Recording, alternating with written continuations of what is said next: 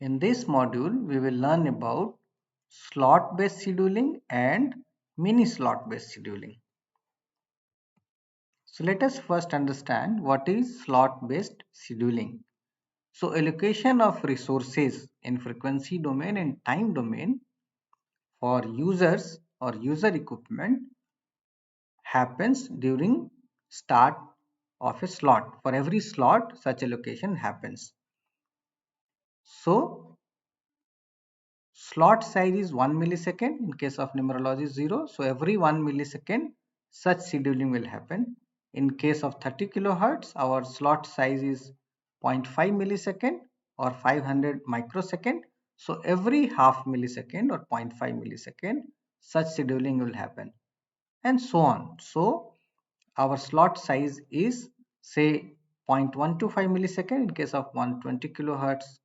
So every 0.125 millisecond scheduling will happen. So how this happens? In case it is downlink heavy transmission, so in a slot most of the symbols will be located for downlink with some uplink part. If it is uplink heavy transmission, then most of the symbols in a slot will be located for uplink.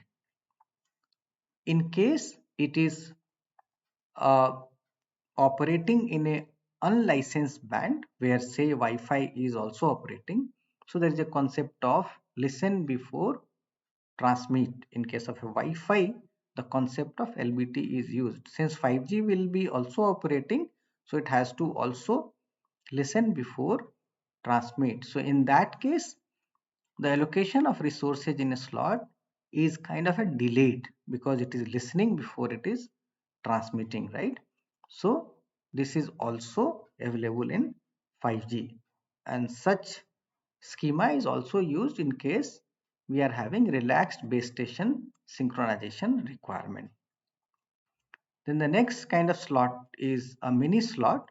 We will understand this in next slide.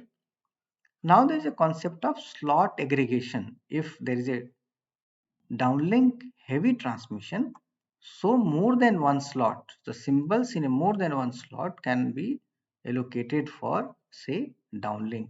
If it is uplink heavy transmission, then in this case slot aggregation can happen for uplink. So that means in a more than one slot, most symbols are being allocated for uplink. So this is called slot based scheduling.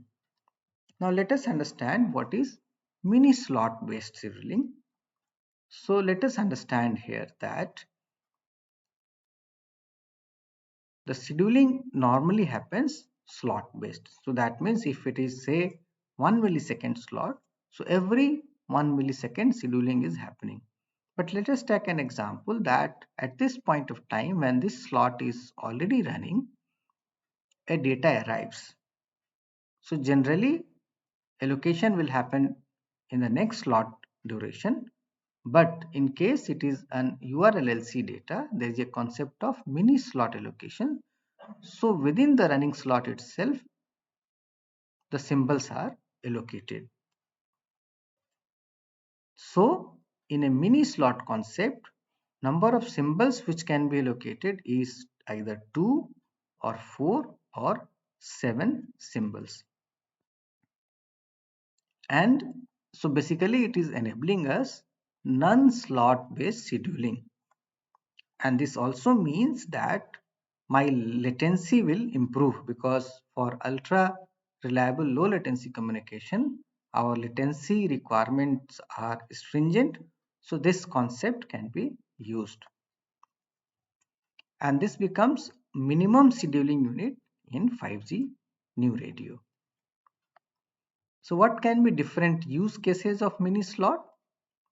So basically to support very low latency, particularly for URLLC, then it can also support finer TDM granularity of scheduling for the same or different use within a slot, right?